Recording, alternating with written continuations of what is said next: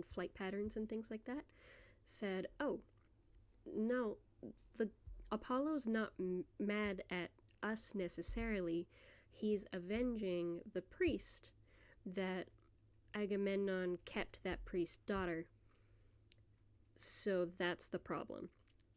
And Agamemnon threw a big hissy fit and said basically that he doesn't want to give up the priest's daughter because she's pretty and he likes her almost the same amount as he likes his wife, which is messed up. And then Achilles was like, screw you, you have to give her back, otherwise we're all gonna die. We might as well just go home if you don't. And Agamemnon said, fine, I'll give her back if you give me your trophy, who is another beautiful girl. And Achilles was like, what? No. Why would I do that? You have to do the thing because you want us to go to war. If you don't do the thing, we'll all get in trouble. So do the thing, and I'll continue being the greatest fighter. You can't afford to have this war without me. And it was very contentious. Both sides left the meeting angry. But Agamemnon did send the priest's daughter back to the priest with Odysseus. My man Odysseus got her there. The priest held her and loved her. I was so happy she was home, and they offered Apollo sacrifices, and Apollo was like, all right, settled, cool. And he took away the blight from the camp, and he made sure Odysseus' crew got home. But while they were out sending the priest's daughter back to him, Agamemnon was being a dickhead and sent two of his messengers, I suppose, to Achilles' tent to retrieve Achilles' trophy woman. And neither of them wanted to go. They were like, this is a horrible idea. But they had to because Agamemnon's the king.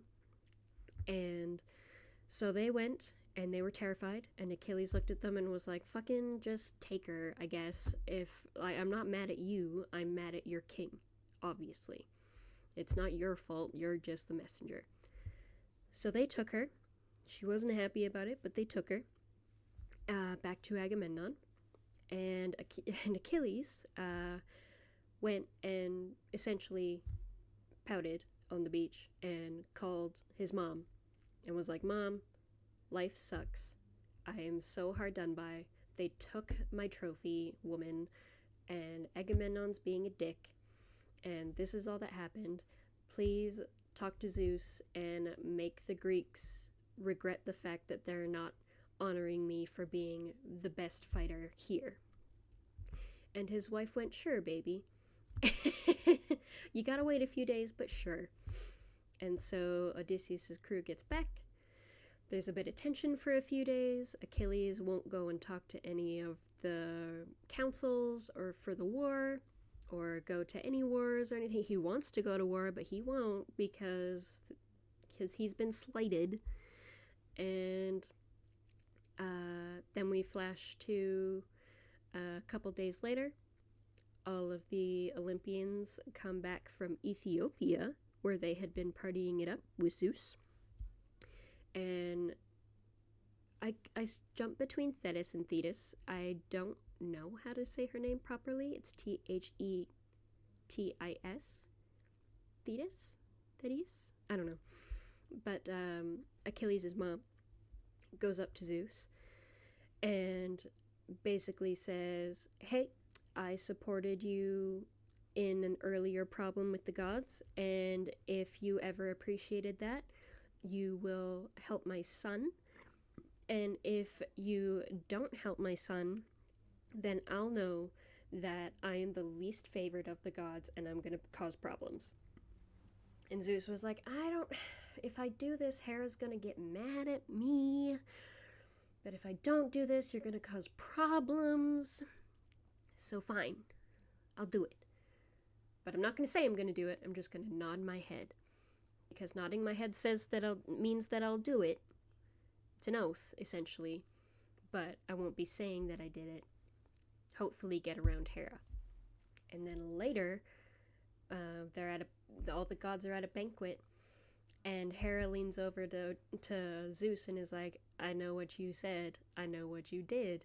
I know that you are going to help bring problems to the Greeks until they honor Achilles, because Thetis came and begged to you for it. And Zeus is like, what? Girl, no. You always have these opinions and ideas of what I'm gonna do. I'm not gonna do that. Mind your business, shut up and sit down. And Hera did, because Zeus is scary. And her husband, and unfortunately at the time that's not awesome. And Hephaestus loves his mom. Probably shouldn't, but he does. And he got her some wine and was like, Mom, just deal with it for now. Please, we're all, I love you and I support you, but we're all trying to party. So just chill for now and we'll figure it out later. And then he poured wine for all the rest of his siblings. Apollo picked up his lyre. He and the muses started singing away, and they had a great party. That's essentially what happened in this book. Again, if you're listening to this, I'm assuming you don't really know much about the Iliad. I'm going to warn you now, Agamemnon's a problem. So is Achilles. And it's just a whole bunch of problems every time they're brought up. So get prepared to be annoyed by them. But it's still an amazing story, and we've got a lot coming up. This is just the first book.